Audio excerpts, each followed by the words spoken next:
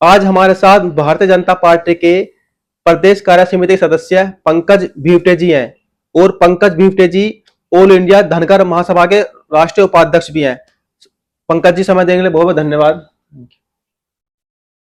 पंकज जी, आप पैसे से डेंटिस्ट भी हैं, हाँ हाँ। तो आप राजनीति में कैसे आए राजनीति में?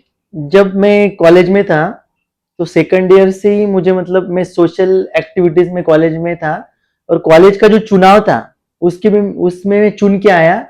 और महाराष्ट्र में एक सकाळ मीडिया करके उन्होंने यंग इंस्पिरेशन नेटवर्क चालू किया था, तो उन्होंने उसका शैडो कैबिनेट बनवाया था। शैडो कैबिनेट में मैं जब कॉलेज से चुन के आया उसके बाद मुझे शैडो कैबिनेट में उन्होंने हेल्थ मिनिस्टर बनाया था। और उसके जो फाउंडर थे वो अभिजीत पवार थे, मतलब शरद पवार जी के भांजे थे वो अभिजीत पवार जी। उनका सकाळ मीडिया का इन करके एक प्लेटफॉर्म था, उसमें मुझे मौका मिला और उसमें मैंने जो सोशल एक्टिविटीज और सोशल जो प्रोग्राम किए, मतलब उसके तहत हमने पूरे महाराष्ट्र में अलग अलग जगह कैंप लिए, हेल्थ कैंप, हेल्थ डिपार्टमेंट मेरे पास उन्होंने दिया था। और जब मैं इनसे जुड़ा तब से मैं सोशल एक्टिविटीज में ज्यादा था और बाद में जब मेरी इंटर्नशिप के बाद मैं बीजेपी ज्वाइन कर दिया। पंकज जी, आप महाराष्ट्र से बिलोंग करते हैं। हाँ हाँ महाराष्ट्र में धनगर समाज 10 से 12% है, हाँ तो जो अपने आप में एक बहुत अच्छी संख्या है। लेकिन मुझे भी लगता है आपको भी पता होगा कि हाँ जिस हाँ हिसाब से हाँ। संख्या है उस हिसाब से राजनीति में आपको भागीदारी नहीं मिल रही है। नहीं उस मिलती। पर क्या कहना आपका? आप जो बोल रहे सही मात्रा से क्या है, अब तक मतलब समाज में जन जागृति इतनी नहीं थी और ज्यादा लोग पॉलिटिक्स में या सोशल में ज्यादा जुड़े नहीं है, ये भी एक कारण हो सकता है। और दूसरा कारण ये भी है कि अलग अलग पार्टियों ने धनगर समाज को पीछे ही छोड़ा। मतलब आज तक धनगर समाज में किसी को राज्यसभा नहीं दी थी, एमएलसी भी बहुत कम बनते थे, एमएलए भी बहुत कम। इस बार तो 7 एमएलए अपने विधान परिषद के सभापति अहिल्या देवी जी के वंशज आदरणीय राम शिंदे साहब है। फिर राज्यसभा में पहले डॉक्टर विकास महात्मे सर थे, अभी राज्यसभा में हमारे स्नेही डॉक्टर रामराव वड़कुती जी है और महाराष्ट्र में अभी मंत्री भी है। मतलब बोलने का ये है कि अभी तक महाराष्ट्र में धनगर समाज को जितना चाहिए उतना मिला नहीं। सांसद भी नहीं था, पर 2014 के बाद धनगर समाज के लिए एक राज्यसभा में सांसद भी गए और अभी नेक्स्ट टाइम दूसरे भी सांसद गए। तो बीजेपी ने ही धनगर समाज को आगे जाने का और आगे आने का मौका दिया। लेकिन धनगर आंदोलन भी हाँ अपनी रफ्तार पर है। मैं देखता हूं कि हर साल धनगर समाज अपना आंदोलन करता है, रोडों पर निकलता है, संसद भवन तक जाता है। उसके पीछे उन्हें आरक्षण नहीं मिल पा रहा। आरक्षण जो एसटी का आरक्षण है अपने समाज को, वो 75 साल से अभी तक अपने समाज को आरक्षण मिला नहीं। और रिजर्वेशन की जो बात है, जैसे कि अभी आपने देखा होगा कि दीपक बोराडे जी ने जो आंदोलन किया था महाराष्ट्र में, इसके पहले भी बहुत सारे आंदोलन हुए। तो सरकार ने क्या है, इसमें दीपक जी का जो आंदोलन था उसमें अपने वड़कुते साहब भी उस आंदोलन में आपने देखा होगा और उनकी बैठक सरकार के साथ हुई।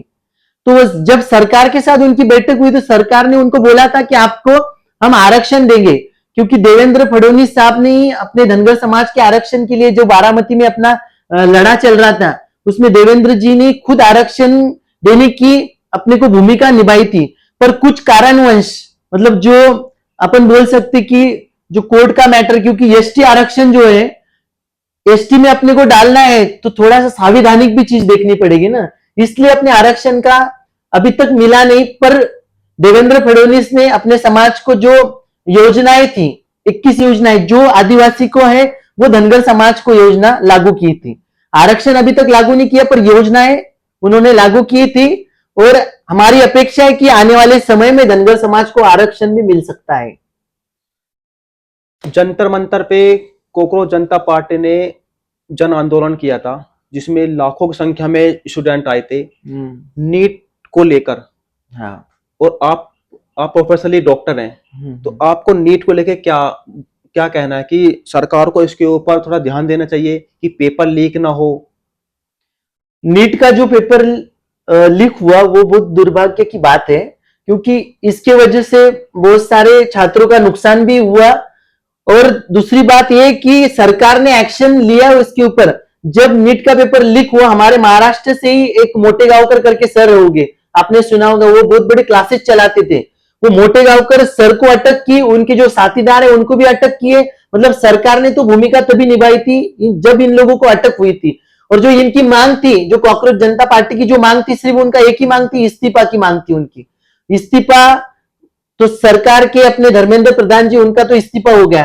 पर दूसरी बात है कि सिर्फ इस्तीफा होने के बाद, मतलब जो स्टूडेंट है, अपने स्टूडेंट का नीट का एग्जाम का रिजल्ट भी है अभी का, और उसमें अच्छे मात्रा से जो सिलेक्शन भी हुआ है नीट के लिए। और नीट का जो एग्जाम है, मतलब सही मात्रा से बोलना चाहिए कि ये जो कॉकरोच जनता पार्टी है, मैं तो बोलता हूं कि इन्होंने एक राजनीतिक ये किया है। मतलब इसमें स्टूडेंट का यूज उन्होंने किया, कि आप बोल रहे कि उन्होंने जो आंदोलन किया, उस आंदोलन के पीछे बहुत बड़ी साजिश भी थी, ऐसा मेरा मानना है।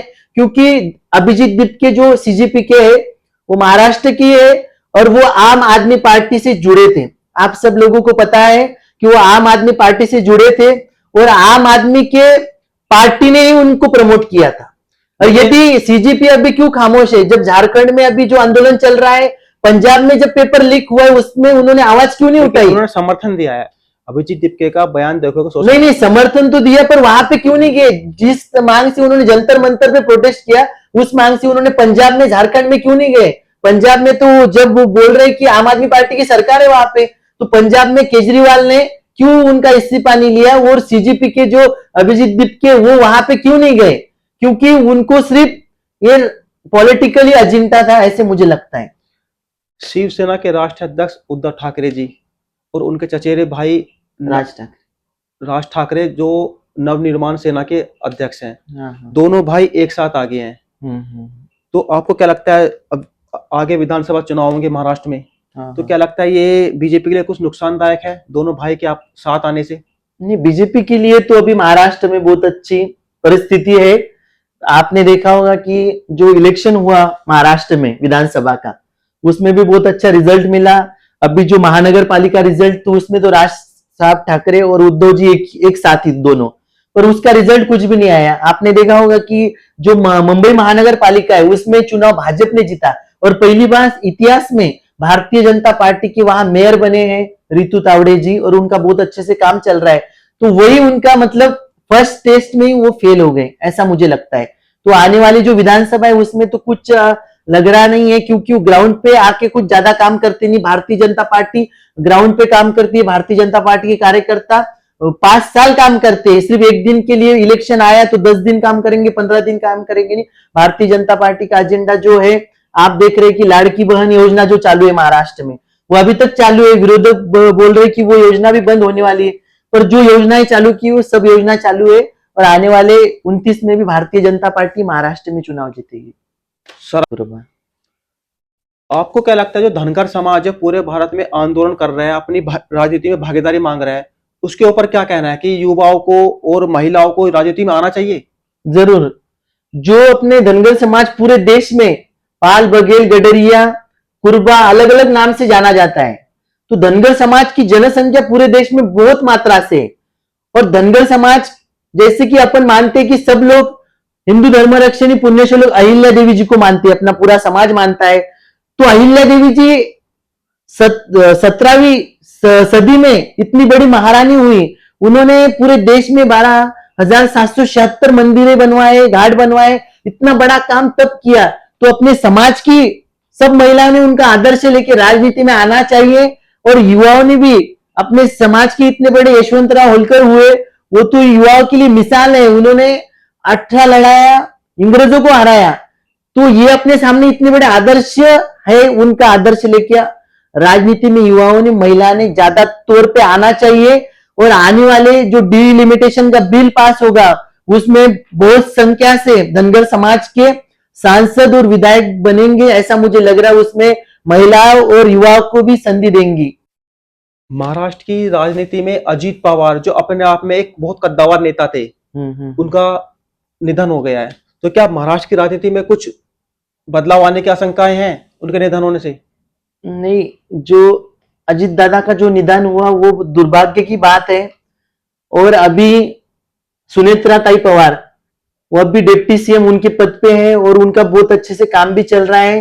और अजित दादा ही भारतीय जनता पार्टी से गठबंधन अजित दादा ने किया था और अजित दादा डिप्टी सीएम भी रहे और उनका काम भी बहुत अच्छा था। बारामती साइड और पश्चिम महाराष्ट्र और पूरे महाराष्ट्र में अजित दादा ने बहुत अच्छा काम किया। आज भी आप बारामती में जाएंगे तो उनके विकास की नींव आपको दिखेंगी। वहां का जो बस स्टैंड है, वहां का जो विकास हुआ है वो अजित दादा ने विकास किया है और वो एक आदर्श राजनीतिक तौर पे उन्होंने जो विकास किया वो आदर्श है हमारे लिए। और इसी के उनके ऊपर ही अभी जो राष्ट्रवादी कांग्रेस पार्टी वो चल रही है और सुनेत्राताई पवार उनके ही काम पे ऊपर काम कर रहे हैं। बहुत अच्छा काम चल रहा है। विपक्ष का एक आरोप है कि बीजेपी दल बदल की राजनीति करती है, कि एनसीपी को तोड़ा, हाँ, उसके बाद में उद्धव ठाकरे की पार्टी को तोड़ा जिसमें जी शिंदे जी अलग हुए, वो बीजेपी के साथ आए। तो इस पे क्या कहना है आपका?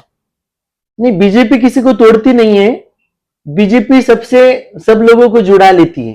जैसे कि एकनाथ शिंदे साहब जब भारतीय जनता पार्टी से उन्होंने गठबंधन किया तो उसमें बहुत सारे रीजन थे, तो उन्होंने वो रीजन बताए सबके सामने, मीडिया के सामने। और उनका ये कहना था कि जो विकास अच्छे तरह से भारतीय जनता पार्टी कर सकती है, इसलिए अजित दादा भी भारतीय जनता पार्टी से जुड़े थे और एकनाथ शिंदे जी भी जुड़े हैं और उनके तहत उन्होंने बहुत अच्छा काम किया। एकनाथ शिंदे साहब मुख्यमंत्री भी रहे महाराष्ट्र के, उन्होंने बहुत अच्छा काम किया महाराष्ट्र में। अभी डिप्टी सीएम साहब भी है वो। तो जब वो मतलब भारतीय जनता पार्टी किसी को तोड़ती नहीं है, अपने हिसाब से ही लोग भारतीय जनता पार्टी की तरफ आ रहे हैं क्योंकि भारतीय जनता पार्टी का काम ही वैसा हो रहा है। इस वजह से भारतीय जनता पार्टी से लोग जुड़ रहे हैं। तो ये थे पंकज भीवटे, जो महाराष्ट्र से आते हैं और प्रोफेशनली ये डॉक्टर हैं। पंकज जी, समय देने के लिए बहुत बहुत धन्यवाद। Thank you.